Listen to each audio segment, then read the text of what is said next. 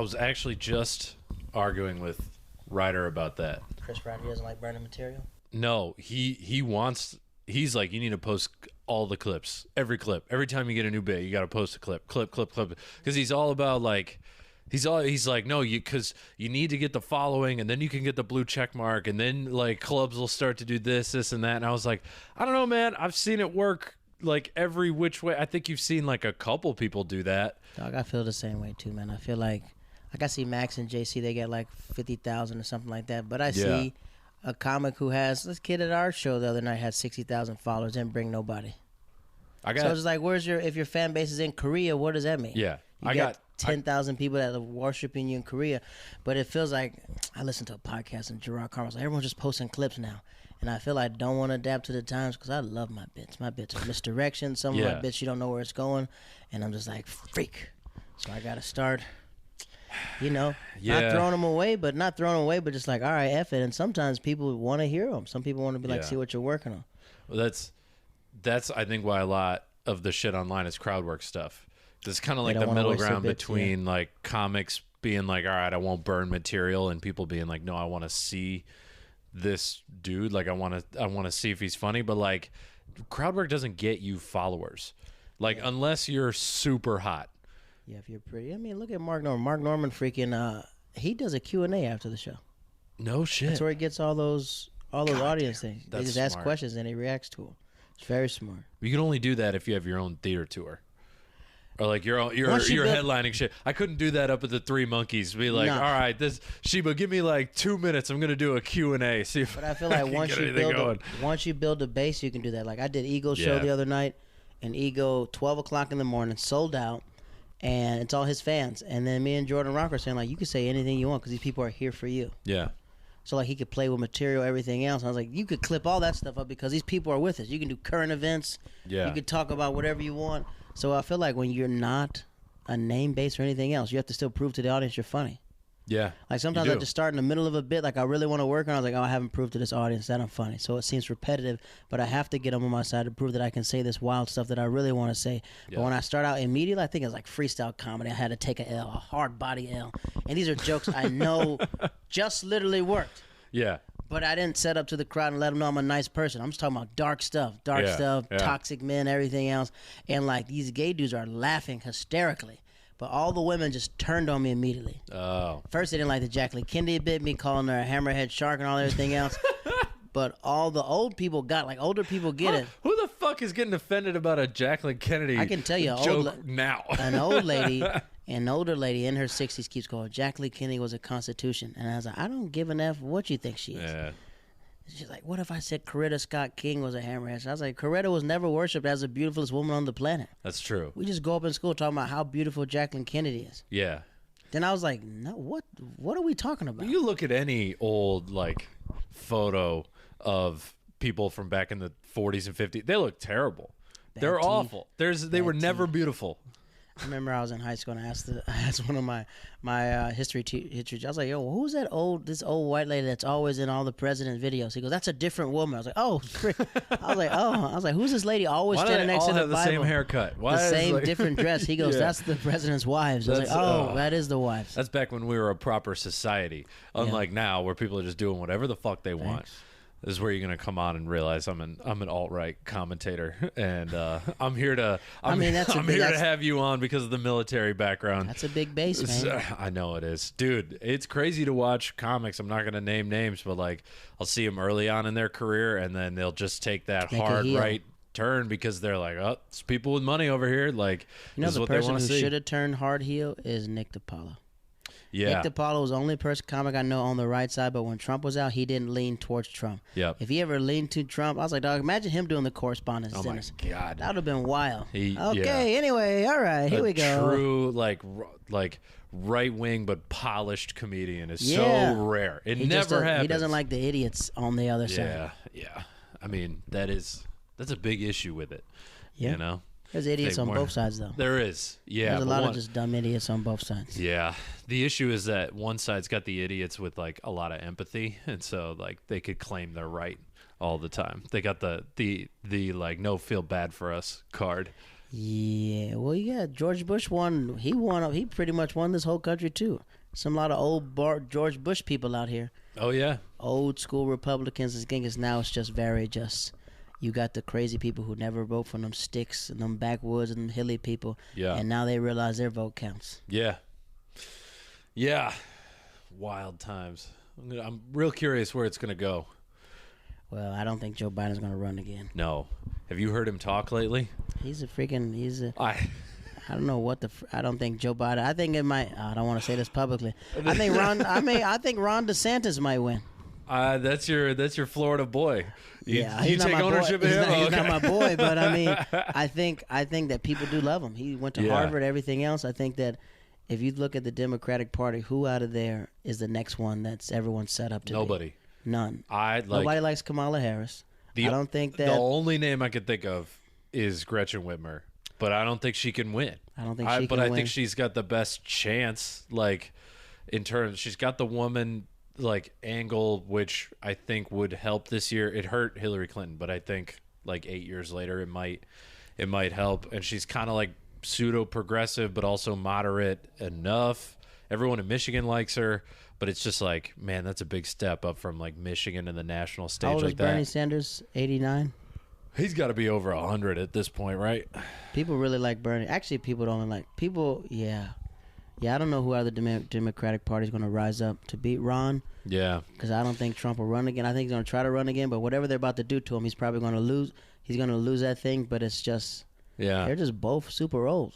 We might have a double split ticket. We go Democrat, Biden, DeSantis, and Trump all up there, and then the winner gets like 20%. I thought that my theory was Joe Biden runs again, he wins against Trump, then he dies in office, and then Kamala becomes the president for the rest of the 3 years, or they put him in like a home. People would be so mad. Well, Nobody likes Kamala. Even her staff doesn't. I know. Her staff doesn't. I know. I don't like her husband. I don't know what about him. He irks me. I haven't even gone that deep on him. I was like, but wait, she'll have no kids.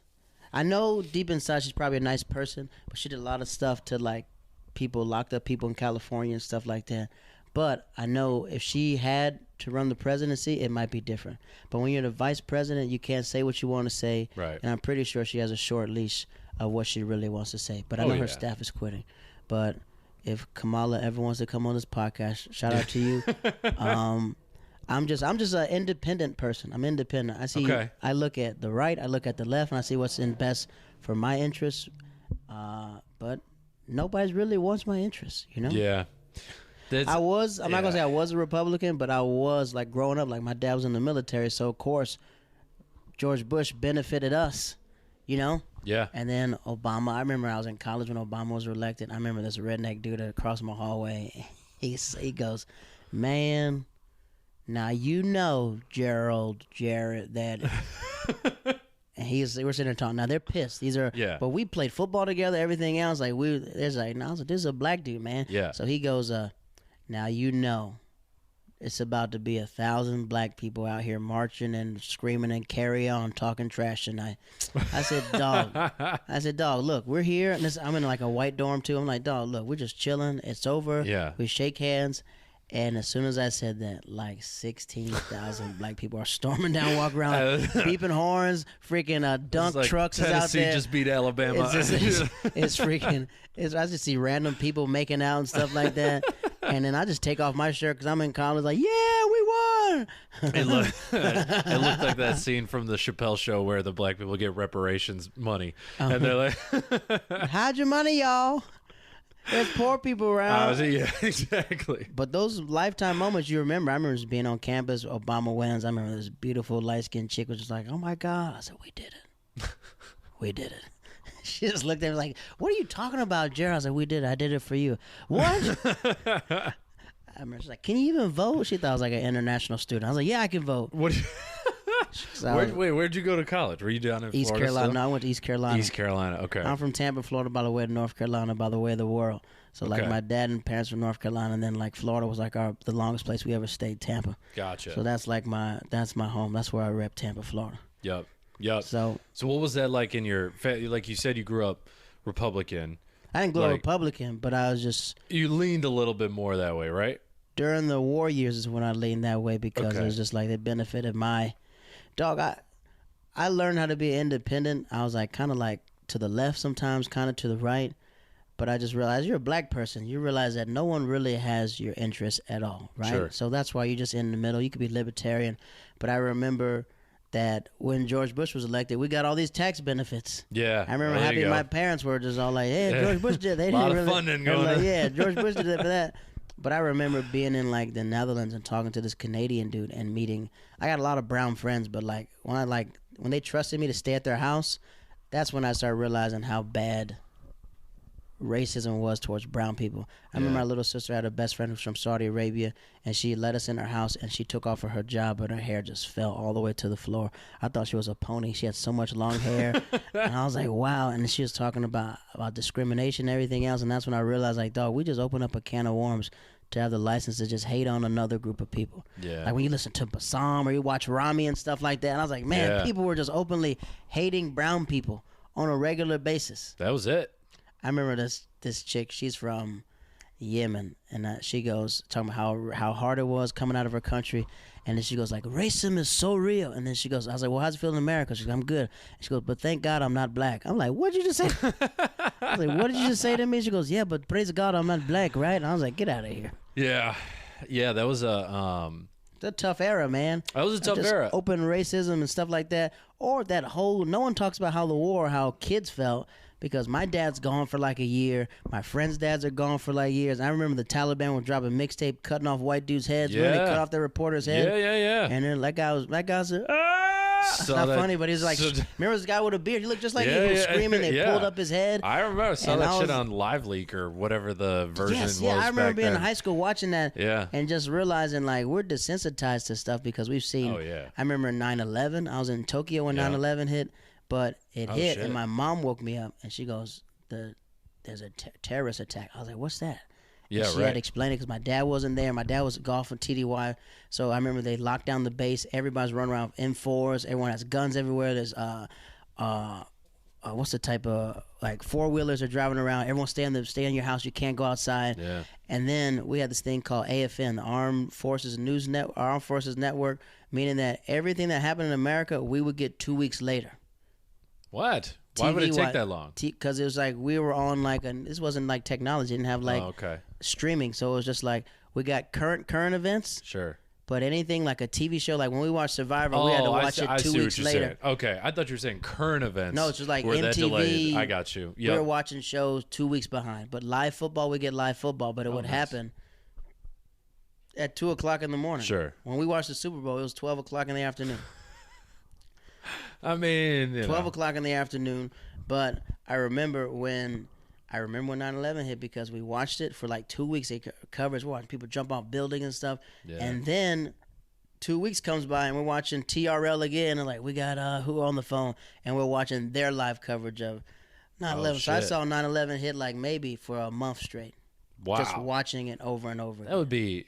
I think that's kind of how it was in the States too. It was like because it was such a moneymaker for the news networks to like keep showing it and like Dog. you know all the updates of the firefighters and like it took them months to clean that shit up and so they were constantly rewinding that tape. But it was weird going back to what you were saying about the racism because like right around then, not 9/11, but a couple of years after when we were still in Afghanistan and Iraq.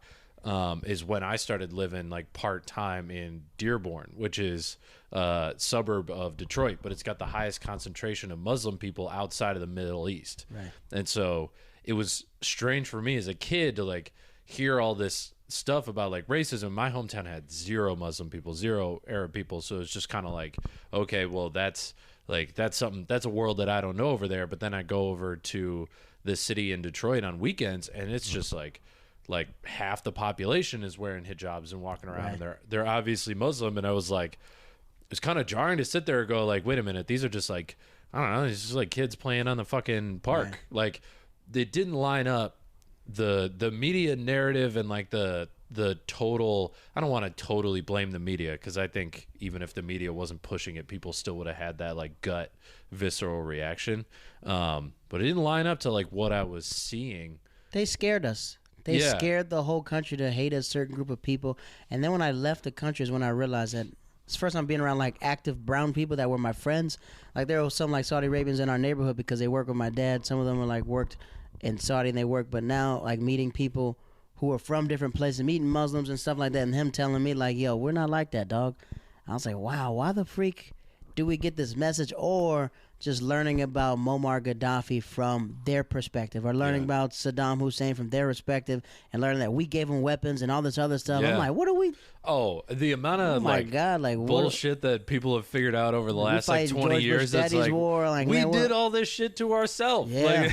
Like at the time, you could not say that. There was nobody. You were not the Dixie allowed. Chicks, remember that? They to got say canceled that. with the Dixie What happened Chicks. with the Dixie They Chicks? dissed George Bush, and then the whole country turned on them because they're like from Texas or Tennessee or whatever. Yeah. They thought they were being anti-American.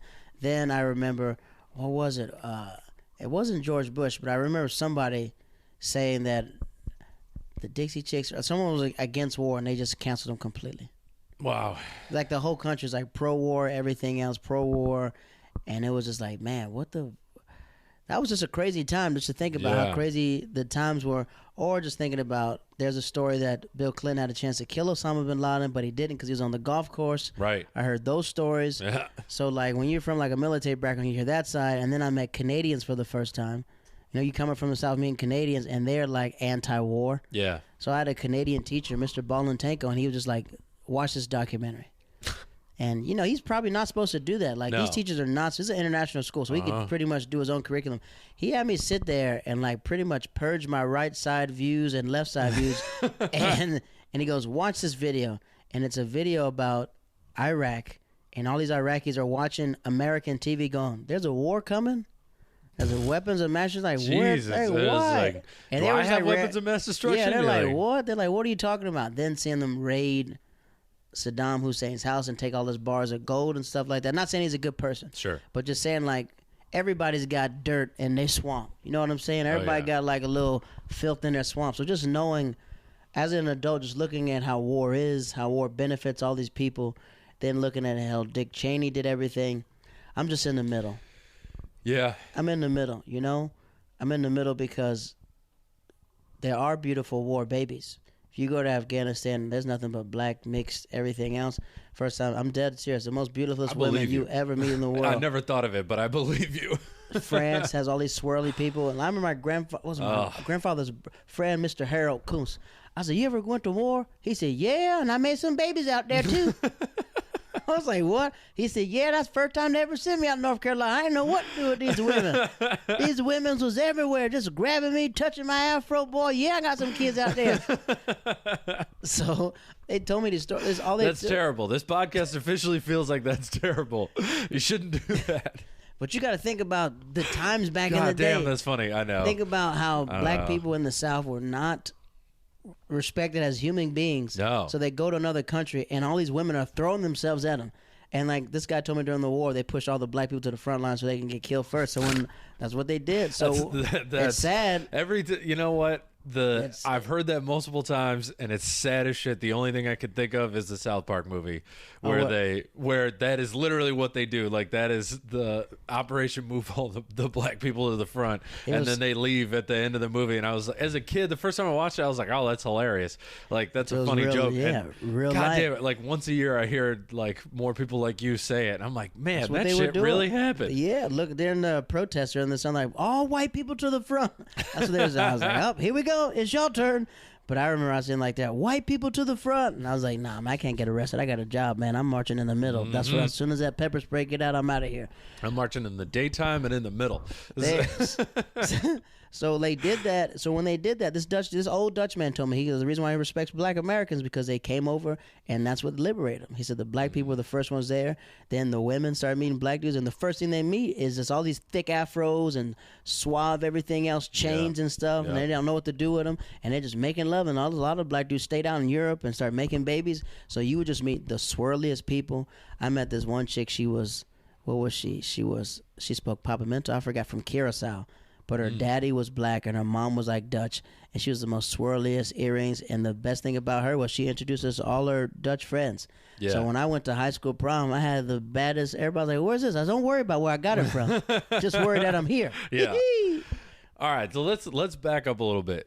It sounds like you've lived in what 90 places, 95, like lived around the world. Give me your history, like age brackets to where were you jumping around, stationed? So from like 0 to like 12, we lived in like maybe 7 spots. We lived in Virginia, Missouri. Shit. We lived in North Carolina. We lived in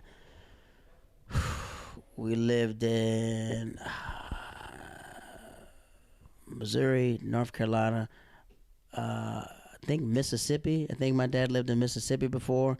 Yeah, Mississippi, because my mom met this. She named me after some white dude she met in Mississippi. It's named Jared. My dad thought it was a biblical name. Did your dad know that? Okay. He knows now, but it was a biblical name, and then she named it because the dude was nice to her. I lived in Georgia before, and then I remember we left North Carolina. We left North Carolina when my dad became a major. He became a major, and we go to Tokyo. I remember the day he sits us down. It's like, we're all moving to Japan. And I remember my grandmother goes, Japan? Y'all going to Japan? And that was like the moment. Like every 2-3 years we bounced around. So clearly I didn't feel it until I was like going into like 9 to like 12. Or I remember being the new kid every freaking day. Every time we bounced around being the new kid, freaking fighting all the time because people were effing with you. Yep. Then the way I spoke, they thought I spoke like a white dude. So like, you speak like a white boy. And my grandmother's from the South. She goes, you just got to go to school and whip his anus once you see him. You get up in there. So I remember this dude was making fun of me. I was like, hey, man, come follow me to the bathroom. As soon as he came in the bathroom, I was like, boom, punched him in his freaking teeth. I freaking decked him. And then I didn't know he was going to jump me. He's like, brought all his boys and everything else. So the next time I came to summer camp, I came there like prepared. I had like limes and stuff like that. I was about to spray it in their eyes. But I was just like, I just knew. Sock full of coins. I just knew that being the new kid all the time, you either going to make it easy for me or you're going to make it hard for me. And I'm just going to either adapt fast. That's why I was so funny very fast, always good making friends. I could feel when somebody's hating on me or anything else because we moved around so much. Yeah. So, but no one understood like what my dad did. So when my dad was gone for like, I remember my dad was gone for like a year straight. No shit. We would send him VHS tapes. I think it was in Qatar, VHS tapes of our families making funny videos and stuff like that. And he's just out there in the desert. And I remember telling some dude in class, like, what's wrong? And I was like, yeah, my dad's gone. They're like, yeah, my dad left tue. I was like, no, my dad's coming back. Oh, yeah, my dad's coming back too. No, for real, my dad's coming back. Yeah, whatever, dog, whatever. My dad ain't been back there. He said, where'd your dad go off to college? Yeah, right. I was like, no, he didn't go off to college. He's at war right now. And they're like, yeah, that's what my mom told my dad too. So it's like all these kids are effing with me and stuff like that. And then, my mom's by herself with 4 kids. Wow, 4 kids. 4 kids. She had Holy 4 shit. kids. So your dad would leave for a year, come back, make a kid, and then peace out again?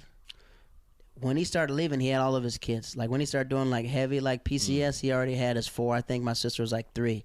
But I remember like my mom just being stressed out. I remember our family tried to come and help us, but we were 4 wild kids. So there's I remember she made this big giant feast. She calls my dad, they're talking on the phone, and then she like made so much food.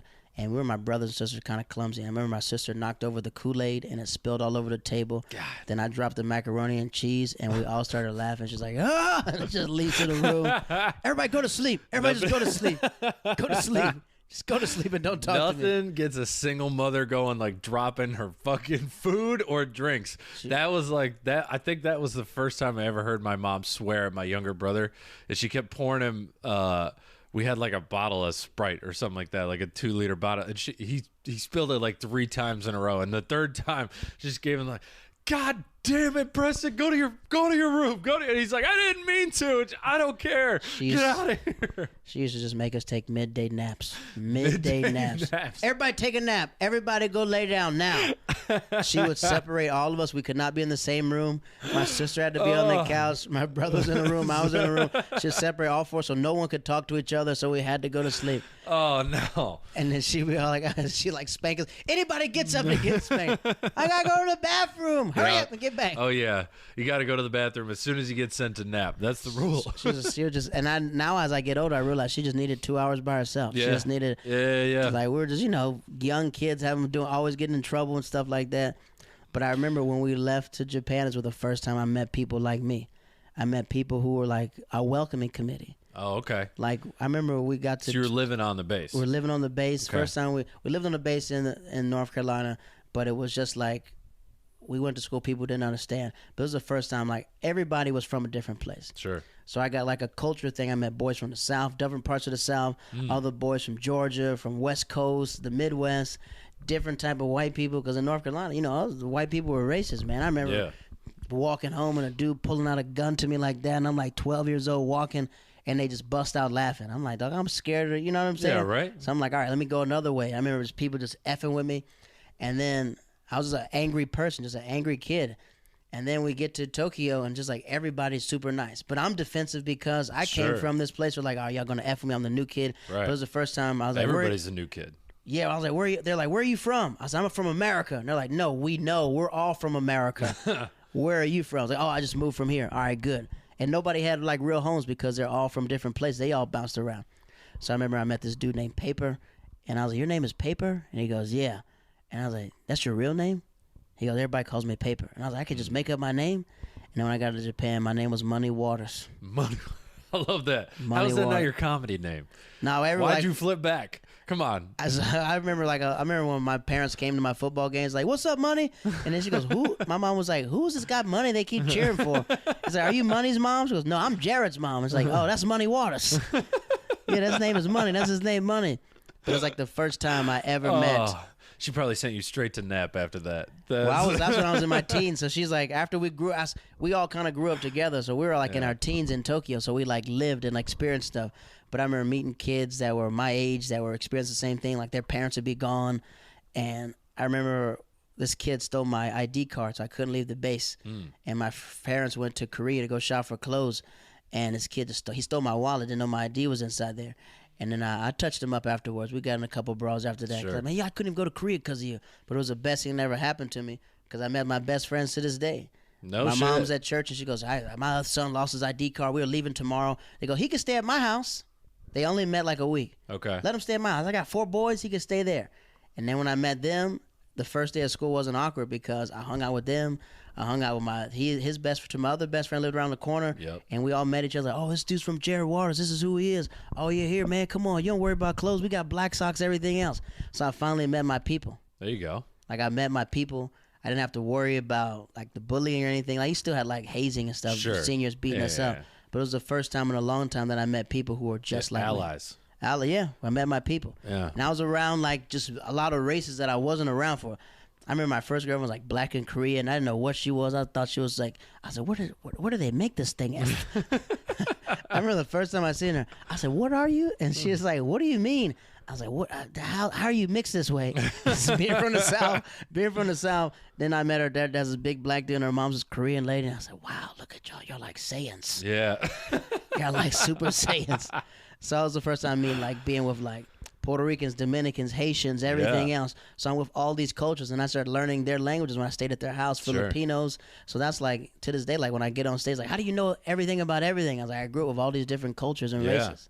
Well, that's what I was thinking is like one of the, I kind of had the opposite. I grew up in a super white neighborhood. Like we had like 270 kids in our class, and I think probably like 15 of them were minorities. And then I went to an engineering school way up north where it's all just white dudes. Like that's it, because it's in the middle of fucking nowhere, and it's like who the hell wants to go to the middle of nowhere where there's 300 inches of snow per year? It's white dudes because you can ski, and that's it. So coming to the thing that saved me in my hometown was that I always had jobs outside of my hometown. So I roofed houses for a summer.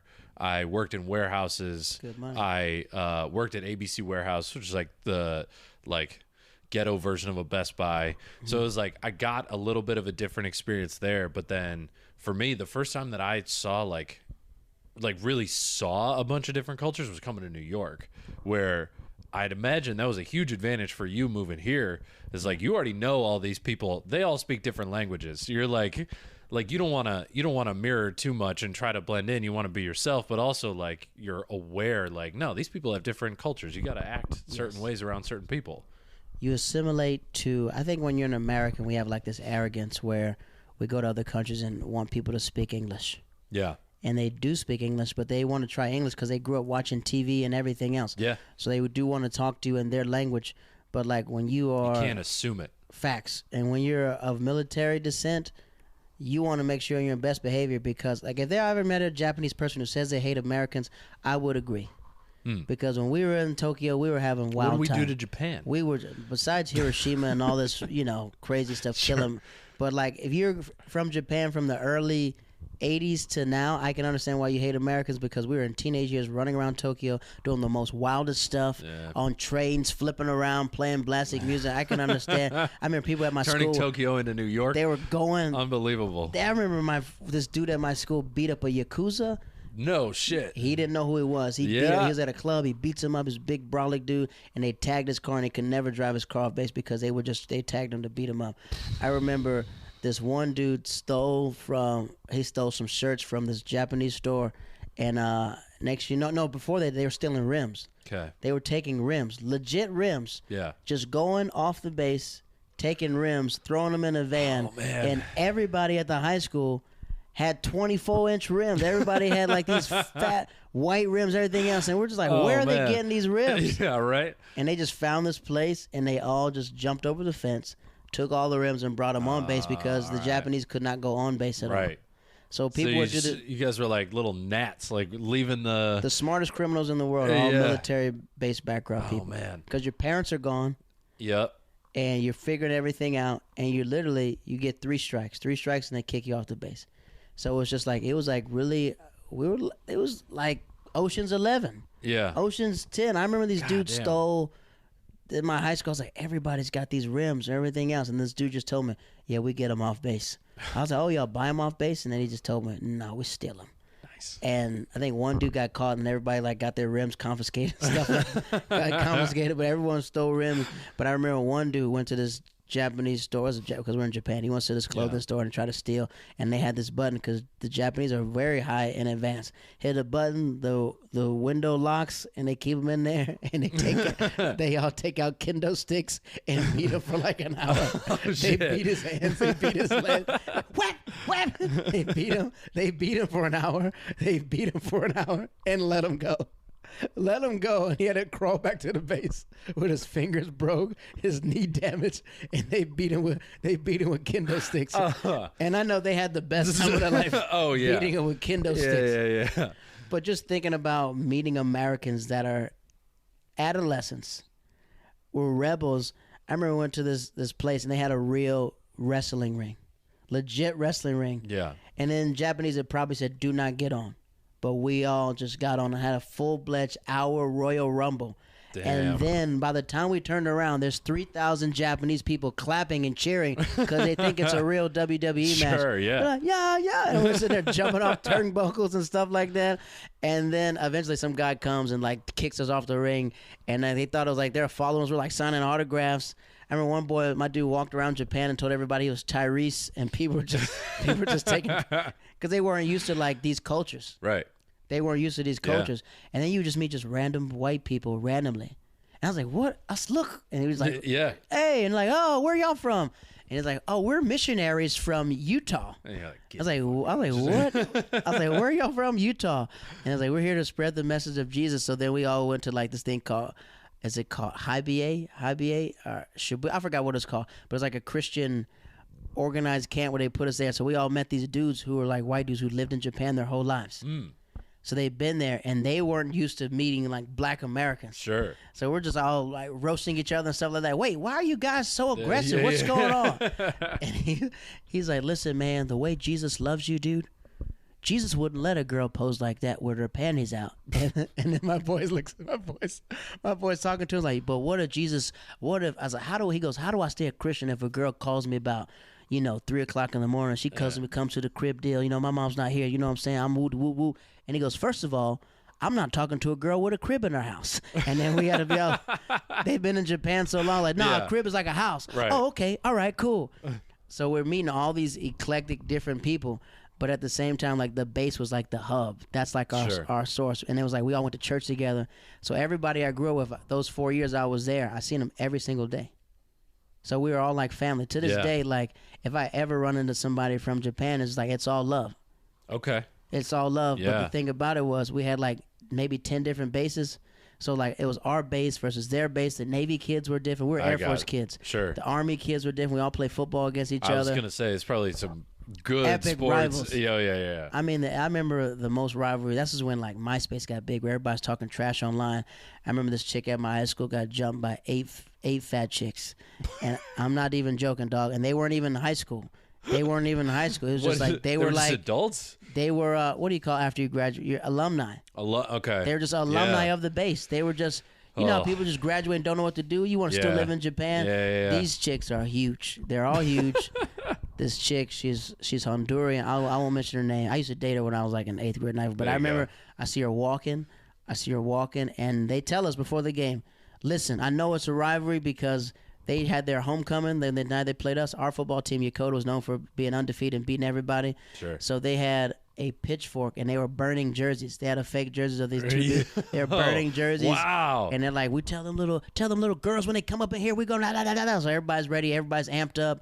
We're colliding, and I remember we're just walking. We're on JV, and I was like, look, there goes we'll just call her Honduras. There goes Honduras, and a white guy looked just like you. He was a twin, and we're walking. I was like, look.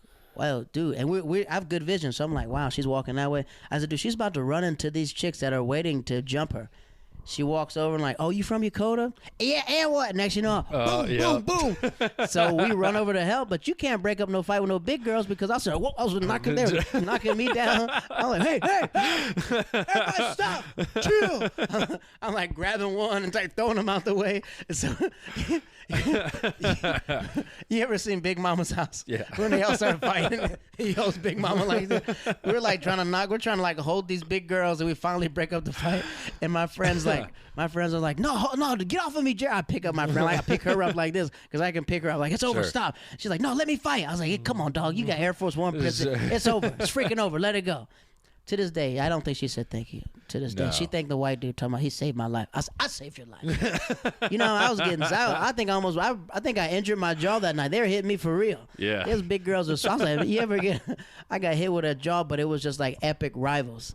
So like Yokosuka was all the Navy kids. Zama Atsugi was the Army kids, but that's where all the Filipino girls. So we all love going to those bases because they're like Filipinos and Puerto Ricans.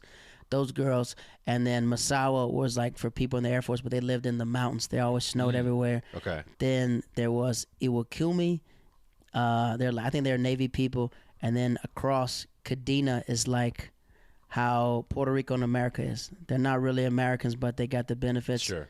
But they don't consider themselves Japanese. Gotcha. They're Okinawa. That's what they're from Okinawa. Okay. Okinawa is like they're like not Japanese people. They're like they're like mainland people.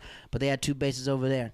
So it was just like in Yokota, it was hard because there wasn't a lot of girls there. Yeah. So every year a new shipment of people came, and that's when you had to pray that God sent somebody new. Yeah. So when me and my brother got there, we were just fresh meat. Oh yeah. I was like, wow, this is the first time. I'm like, man, girls were on me in North Carolina, but it took me 3 weeks in going to Japan, realizing that I should just shoot my shot at anything. Yeah. That's when I realized like not? I was leaving to Tokyo. I didn't give an F. So I was like, I like you. So I like you too. I was like, what? Why did we wait? Yeah. We waited so. But when I got to Yokota, it was just like all these girls from different cultures, and it was like everyone saw you for your personality, not for your looks. Okay. You could literally get everybody to know. looks different. Everybody, we're all weird people. We're all like into anime. Everybody's into Dragon Ball Z and stuff like that. Nobody made fun of each other. Right. So it was just like, if you had maybe 2 to 3 options, that was your choice, and everybody was taking each other's girls. So everybody had your head on a swivel. Right. Head on a swivel. Yeah, if there's only 10 women, you got to snipe There's them. more than that. Sure. There's more, but it was just like the pickings were. You had to find girls that no one heard of about. Oh, which was rare. Yeah. We meet girls that were homeschooled. Like, you live here in this base? Like, yeah, I'm homeschooled. I was like, shh, don't tell nobody around All here. right. Well, that brings up another question for me. But I think like the biggest question I've had through those stories is like, in my mind, military kids live in a strict family. But the way that you're talking about it, you're like, no. It was like all hell was breaking loose all day. Like we weren't well behaved. Was it a reaction to? Yeah, it was a reaction to like the military. Yeah, everybody parents? Was so strict. Like, what's the worst thing you can do is beat me. That's true. I've been beat so many times. Once you get the worst one, you're like, all right, I'm free now. Dog, I remember one time it's like I was like, dang, I'm probably gonna get beaten. Everybody's like, yeah, we all gonna get beaten. Let's stay out longer. What's the worst that can happen? Hard to argue with that. But my dad, when I was in Japan, my dad grounded me for like I was grounded for like 3 months. Oh, I was grounded all the time. All the time. All the time. I threw baking soda on these people's cars, and everyone called the police and thought it was anthrax. And the whole everyone got evacuated. It was right when the anthrax was scaring everybody. So you picked the wrong time to do that. My dad just walks in the house and goes, "I know it was you. I know it was you. Was it you?" I was like, "Yeah, that was me. Yeah, that was me." You didn't even try to lie? Yeah, no, because I was always tried to lie. I was grounded. I couldn't go nowhere. Oh, all right. I was stuck I was literally like in a little cell. I couldn't go nowhere. I was in so much trouble. But it was just like, the thing is, like, our parents were strict, but we were just very smart. You got to think, we were millennials. Yeah. We had technology. We had everything else. We were doing things that they never even thought of. Right. Well, did you get grounded from the computer too, or just leaving? Because that was my dad's, because he was a teacher. So he knew, he was up to date with what kids were doing. So when I was grounded, it was no friends, no TV, no computer. Like, I could read. I read a lot of books as a kid. I think my parents, they felt like they were on punishment having me in the house. There, Yeah, they felt like that's they're how my on mom felt, like, I think. "Oh, he's still here," and I'm sitting there like, "Let me out of here!" If I'm gonna be here with you, I'm gonna make it just as miserable. But like, then my dad would go to TDY. Like, my mom didn't want to. They would have stuff to do. You got to think about it too. Like, my parents were like from the country, but like, this is the first time I realized, like, growing up, that we all grew up together. Meaning, like, this is the first time they had friends that were in the military, that were like religious and everything else. So they would have my time. I remember my parents went to everyone in the church went to this retreat in a different city, and they just left us with our neighbor. To this day, I feel bad for my neighbor. His name is Mr. Dowdell, but he was a friend of ours. He was our youth minister, and my brother conned him out of letting us stay by ourselves as 13-year-olds. Hell yeah. And I remember that's old enough. I feel like 13. Yeah, 12. 13, 14. But he didn't know what was going on in the house. It was a madhouse. Oh yeah. And I remember he goes, my mom goes, "Dowdell's gonna watch you guys. Y'all stay over here. Y'all don't be coming in and out of this house and stuff like that." And I remember my brother going up to him. My brother to this day is a boss. He's a founder of a company to this day. He goes, "Look, we respect you, but we're gonna stay here. You can come in and check in on us, and Jared will go over there and watch your kids."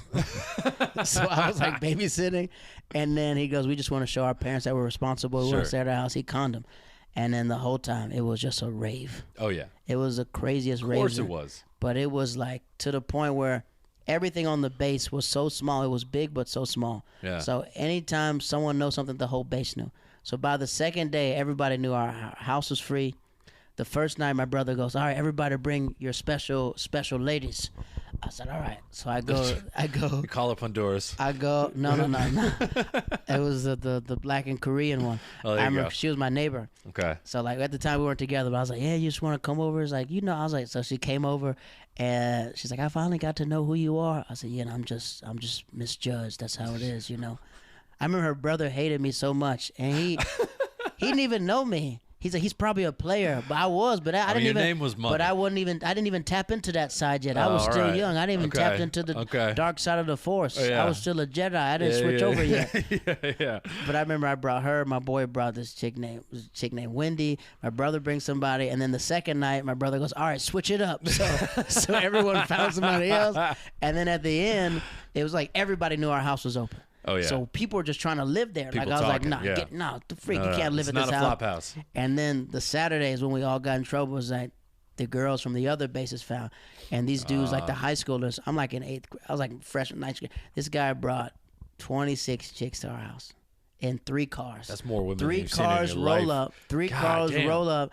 And next you know, our neighbor's outside. Yeah. Because it's the 5th night, and then it's like random parents are coming to the house. The colonel comes to the house, and everybody freaks out on the block. Like the colonel never comes. Yeah. But the colonel comes because her son was coming to the crib. That was one of my best friends, and he ran away.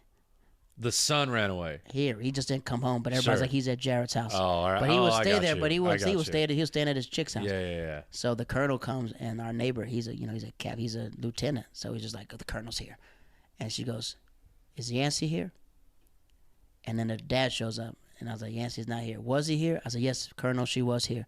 He was here." "Where'd he go?" I said, "I think he took off to his girl's house." We don't know. Then the whole block is scared. Yeah. The whole block is hot because the colonel's here. So then our neighbor's like, "Look, y'all conned me.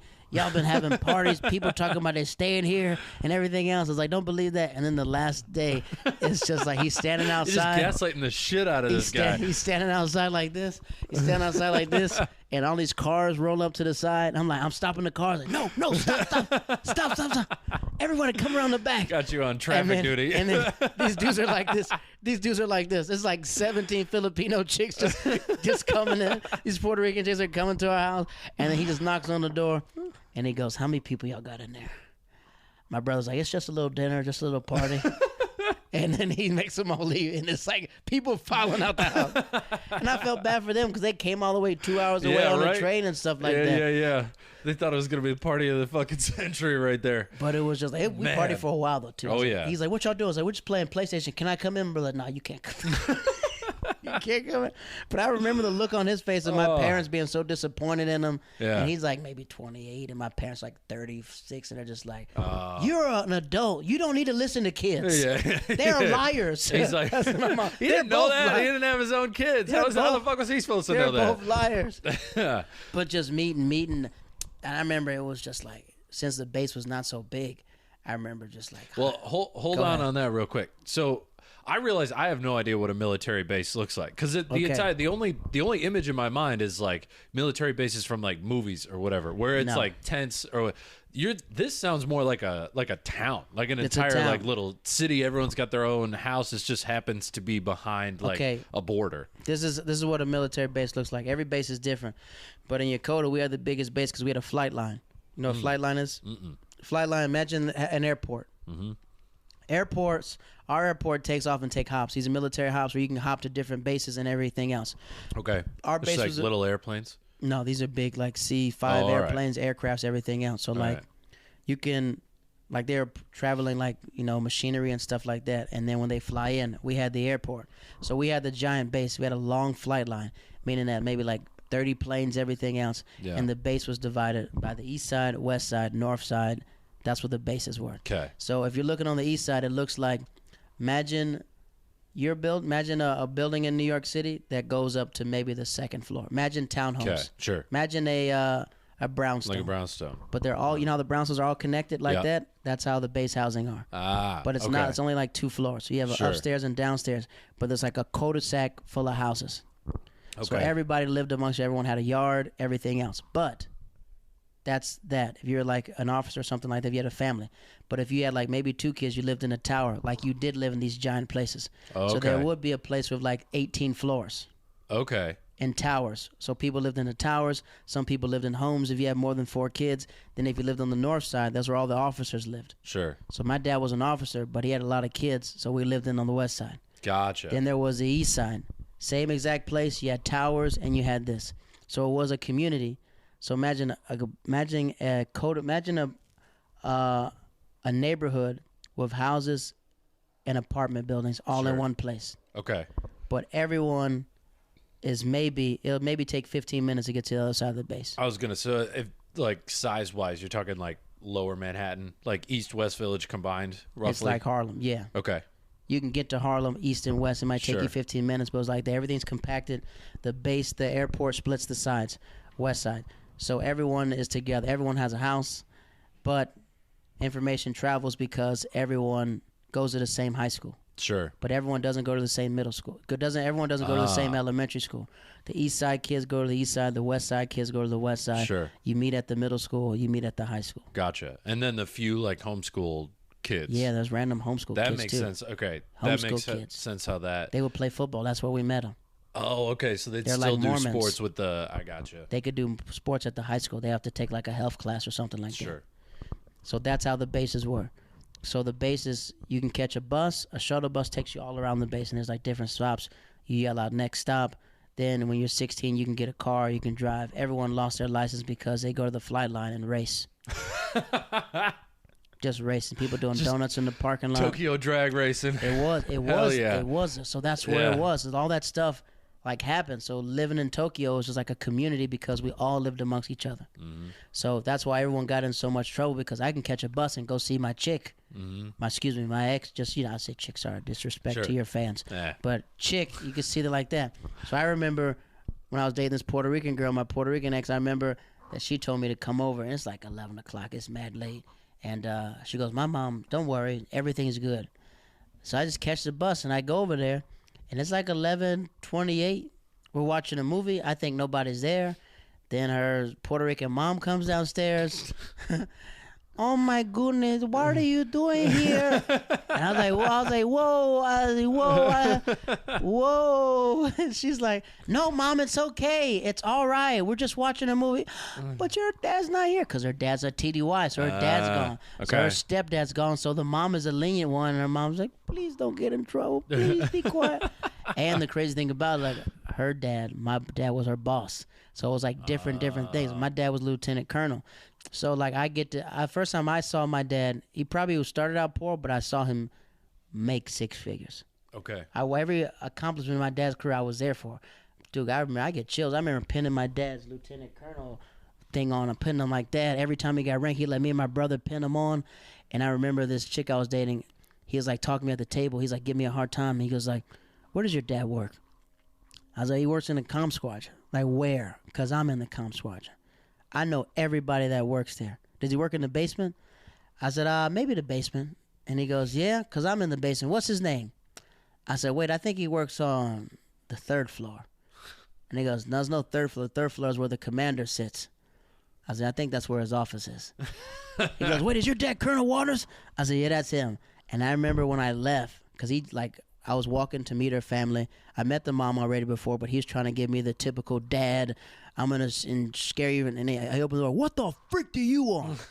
That's how he greeted me. Sure. Dog, I'm from the South. Like, when you yell at somebody, it's time to fight. You know what I'm saying? Like, I don't give an F who you are. I'm just like, dog, but that was just like I don't like people yelling at me to this day. You know, I've gone football, so he opens the door like that, and next you know it, he's trying to F with me. And then after I said that, everything changed.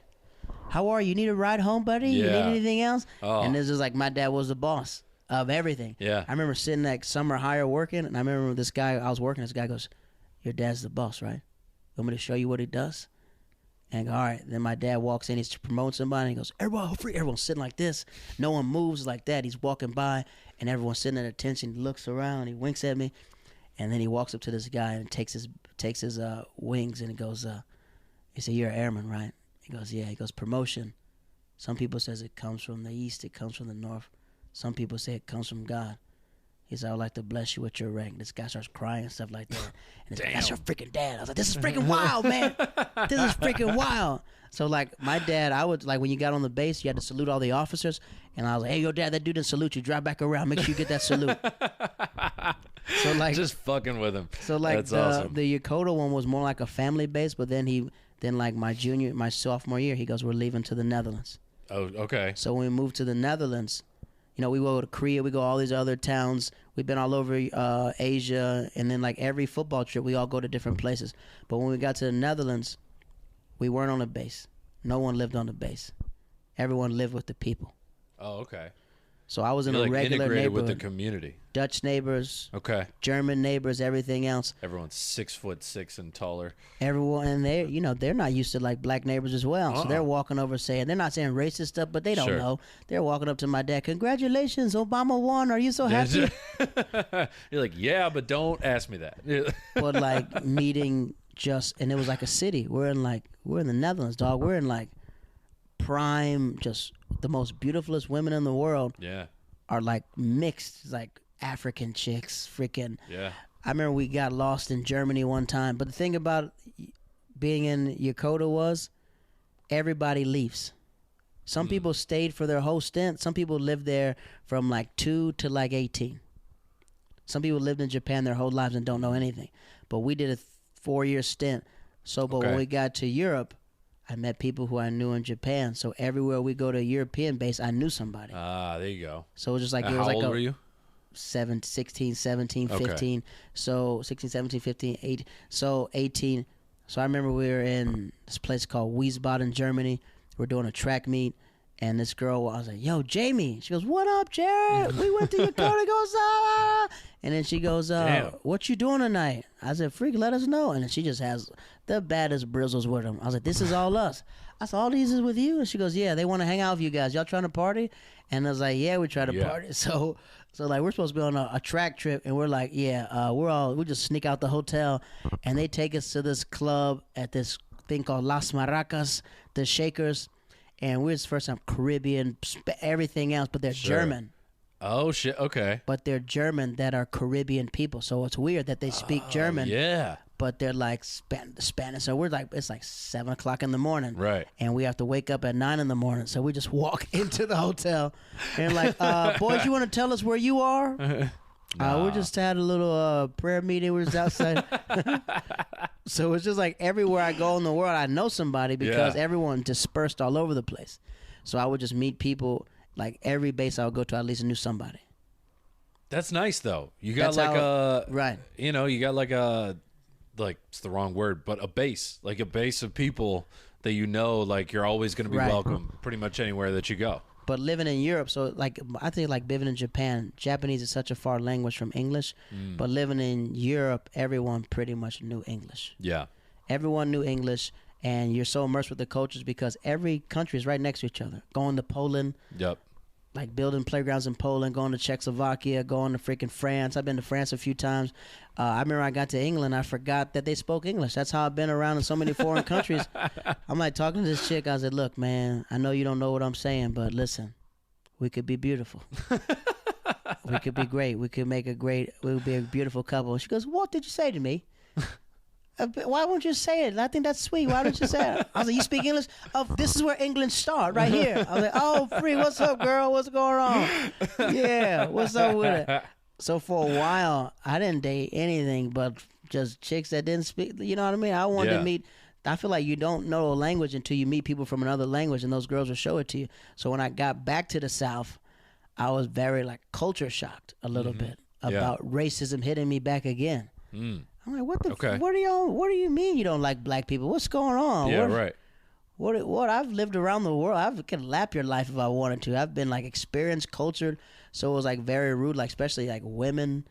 Like I had to get back to being like, Southern because, like in the Netherlands, chicks didn't like you to take you on dates because prostitution was legal. So they would take you out all the time, or you pay your way, I pay my way. We're going Dutch.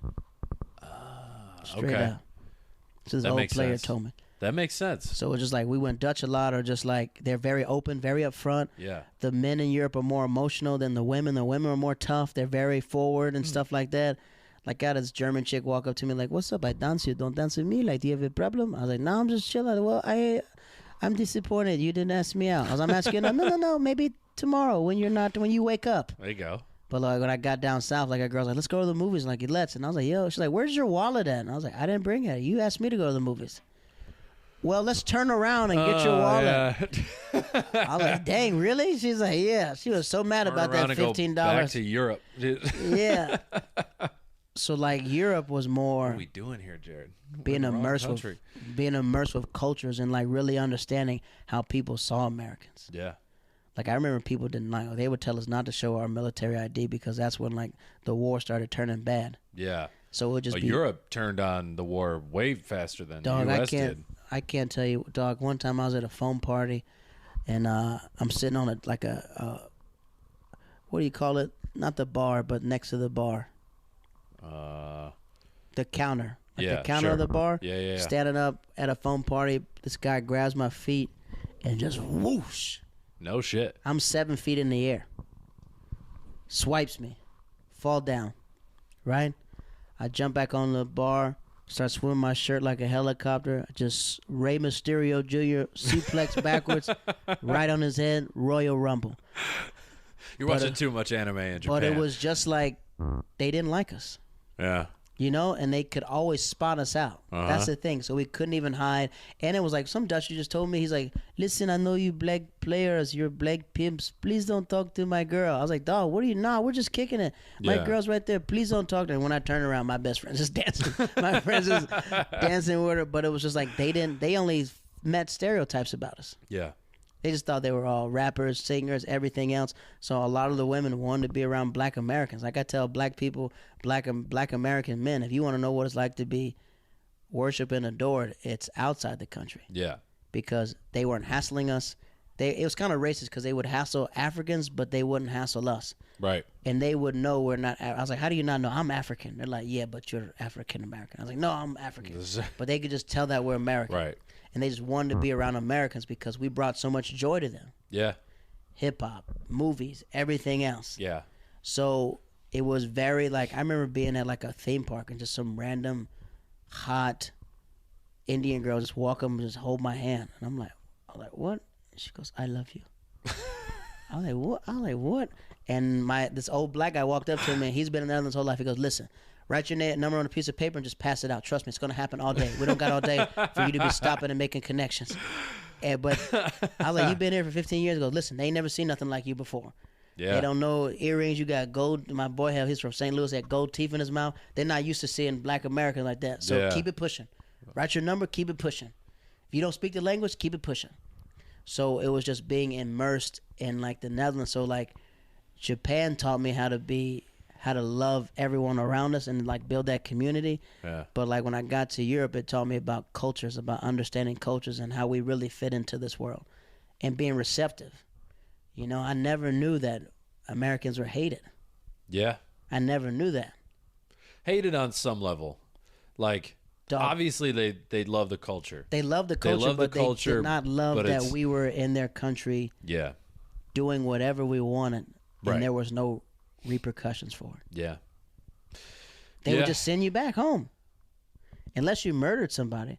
I did see someone kill somebody before. Not kill somebody. I seen someone put someone in a coma. Jesus. It was it was before World Star was big. Let me make it down. This is not snitching. This is already documented. Okay. But we were just, since there were no guns, everybody's fighters. Yeah. So as plenty, we just fought each other. If you had a problem, everyone had to square up. So just like the leader, I remember like we got beat up by the seniors would like chase me home, and I mean like really chase me up. Like I'm like running. They're like driving in cars and stuff like that, and they're power bombing us and stuff like that.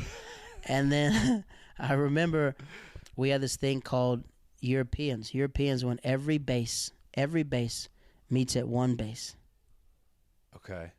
Because it's like imagine a football tournament, like the finals. That's what happens at one base. Oh, okay. Yeah. So like when they have the basketball, so to end basketball, all the bases come together and have a tournament, and the tournament happens there. Okay. Yeah. That's how it happens, right? Sure. So imagine like a comedy festival and everyone meets there. Yep. So the best of whoever. So every year like that. So I remember in Yokota, it was a wrestling tournament. It was a girls basketball tournament. Basketball, boys and girls, everyone met there. And I remember my dude Justin Braha's, rest in peace. I remember they were arguing about like, yo, I'm a hood dude. I'm from the Bronx. Da da da da. And the guys, well, I'm from East Texas. And this big Mexican dude walks up and just, boom, hits him. He falls forward. His head hits the concrete and starts twitching. Eyes blink back. Oh, yeah. And I'm just like, I think that guy's dead. Yeah. He doesn't die. He like goes into a coma or whatever. But it's like we recorded everything. Like we're just like this is like we're early world stars. So it's just like after this dude goes into a coma, we got the police on base. We got OSI, the military police. So they're like, there's video footage. They're searching around for the camera. So they find my dude with the camera, and then they just start taking all these crimes out because we're driving in high speed, we're racing cars in a thing, and like these kids don't even have license. Right. So they take my other boy. So like it's all everything you did in high school. Imagine your parents just having that footage. Oh. Yeah. Like footages, fights, random fights in lockers, people hitting people with pool sticks, and he just had like our high school thing. And we didn't record shit, but kids these days, they record fucking everything. Yeah. Like, I'm glad that we couldn't post on anything. The only thing we had was Zanga. Right, right. I'm mad Zanga was like a blog where we couldn't post videos, but there's plenty of videos of one of my good friends getting beat up on camera. I was like, dog, I hope they never release it as an adult. Yeah, nah. But I remember it would just be quick way to get canceled. Yeah. Brawls of just base versus base. It was like rivalries. So I remember just that. But when I got to Europe, it was more like, as Americans, we got to stick together. Yeah. I remember we get to a place called Bazzini. It's one of my favorite clubs. They let us in at 16, so we had a great time, phone parties. And my boy's name was Sasha Miller. He was taking pictures, and they thought he took a picture of something he wasn't supposed to. So they grab his camera and just snatch it away from him. So it's a $600 camera. He's trying to get it. Then when he gets it, they take the memory card out, and they go, we don't got your camera. Then he's like, I know you got my camera. So he finally starts getting in there, tussling with him. They throw the camera out, but they take his memory card. Sure. And we're all about to go to college, so he's trying to get these memories, and then they go step outside. They push us outside. And I kid you not, dog. We are on a step, and down the step is like 60 steps that goes down to the parking lot. Oh, shit. And there's like a rail, and these bouncers we're all like 17. We're still lifting weights. But these 28-year-old men just started fighting us. Ugh. And I remember this guy super kicked me, and I caught his foot, I picked him up, and I held him over a ledge. He's way bigger than me. I wrestled, dog. Yeah. 2-time wrestling champ, dog. You No get shit. effed up. I have him down there. And I just something tell me not to drop him because he probably would have died or something like that. And I let him go. Then I remember my fat friend Dexter gets open hand punched in the face by this guy. He walks up and goes, bah! He's like, ooh, and he's all drunk too. He's drunk. Then he drives off. Then I just think about it's legal to drink at 16. Yeah. You can get your license at 16. How wild it was in Europe because I could see why Europeans are so wild. Oh, yeah. I remember we're at a party, and this military dude at a party. I was like, why the freak? I just one time, I was like, this guy's like 28, and we're with all these high schoolers. Why is he doing that? He had to get rid of all his alcohol, and I was like, this is just weird to me. And next you know, because if you're not of age, you need to get out of here now. And then someone goes, drinking age 16, we're good. Ah, we're good. So it was just oh, man. Your parents had control over you, but it wasn't like they didn't know what was going on. This is new for them. Right. You don't know what's going on. Especially compared to, I'd assume, like in Japan where you were on a base and so it was they trusted the base. us. Yes. Right. But it sounds like in Europe, it was just you're just part of the Wild community West and they're like, I don't know what's going on. There's like, I can't keep track of them. I remember my mom texted me. She goes, you better be home in an hour. You got 45 minutes to get home. I was like, well, I'm in Belgium. I'm not going to be there. I'm in that country 3 hours away. Oh, yeah. Sorry about, whenever my brothers and I did that, we never had that good of an excuse. It was always like, oh, but like, we just got to Taco Bell. What are you like? Get home now. Where are you? And I was like, you're not going to believe this story. I got super kicked at a phone party and broke my phone. But she's not going to believe that. I was like, what? Why is your pants wet? Yeah. I was super kicked at a phone party. Fell down on my phone. My phone's not working. What's a super kick? Is that a drug? I was like, they knocked me down. And I just think about like how many people are just driving just wild like that. Yeah. So I thank God that like nobody died or anything else, but it was just like the funnest times of our lives. But it was like some military kids don't have the experience because they stayed in U.S. soil. So you glad you had that experience? And I'm asking this because we gotta wrap it up before this dies. I get freaking. I got tons of stories. Yeah, that was the best. Oh yeah, no, I was like, what? We gotta have you back on for more stories because it doesn't. I bet you could sit here and talk for 4 hours if you wanted to. Dog, being a military brat to this day has helped me become a greater comedian because I'm good at meeting people from different places. That is when 100%. I'm at like Broadway Comedy Club, whatever culture they're from, I can figure it out. I have a little background knowledge about them. That's why I asked the host where these people from. Yep.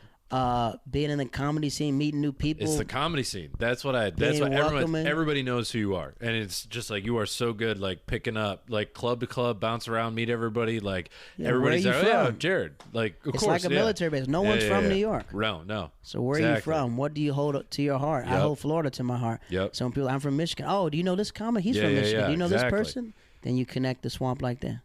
Yep. But yeah. This was a lot of fun, though. Shout out to all those military brats out there. They're shooting down a lot of Air Force bases around the world, so I don't know if they'll have that experience again. Yeah. But if you ever get it, well, you're too old now. But if you ever have a kid or a military wife, or Lynette's kid might have it, you know? Yeah, right. Being on a military base is one of the funnest things you'll ever get to have. Damn. I missed out on that. But, I don't know. Next life. I'll give it a shot. Where can people find you? Find me at The Real O.J. Simpson. I'm just If you're on Instagram, Twitter, TikTok. Go follow Bill Cosby's new tour that's coming out. Jared will be opening. Whoa, you trying to end my career. If you're on Instagram. Sorry, that's what I heard. This is like everybody knows you. This is like we're talking. People are talking. If you're on Instagram, Facebook, Twitter, or what's the other one? Instagram, Facebook, Twitter, TikTok. It's Mr. Waters, Mr. Waters. If you see a black dude on the horse, that's me. Where can they find you? At Black Corey Planet? T Comedy. What? Black Planet. The Black Planet. Worldstar at Worldstar Hip Hop. No, Corey T Comedy on all TikTok, Twitter, Instagram, the whole stuff. Come to Ope Comedy. Jared's done it before. We're gonna have him again soon. Yeah, book me again. Why'd y'all ban me? What's going on? We didn't ban you. We didn't do shit. Well, we heard about the Bill Cosby thing. We were like, I don't know if this is the right spot for him. Like maybe Broadway Comedy Club will have you still, but like I just want to let people know I'm not opening. He's not. You got shows though all around the city. What are you running these days? When does this drop? It's Monday. Next week, Monday. Yeah. Or Tuesday because of the holiday. Oh, so next it'll be week, New yeah. Year. Every Wednesday I have a show in Astoria. It's Astoria Park right now. It's at Catch Bar called Training Day Comedy with my dog Farz and Maradi. It happens every Wednesday at 7 p.m. Every other Thursday I have a show called Comedy Night Live. It happens at Casa de Mezcal with my dude Matt Benjamin and Daniela Mora. Yep. Every first and third Sunday I have a show called Sunday Service. It happens at 12 a.m. at the Grizzly Pear. And every Sunday in Kent Avenue in Brooklyn, we have a show called Comedy Commune with my boy Scotty Lavelle from Tampa, Florida, who's been running the longest running show in Brooklyn. This is why everybody knows who you are. You're running so many fucking shows. There's no way to not run into you. Dog, I remember when I didn't have shows. I just know what it's like not to have spots. So I realize know, if you dude. keep your spots on you, no one can ever take them away from you. Agreed. This was a lot of fun. Let's do it again soon.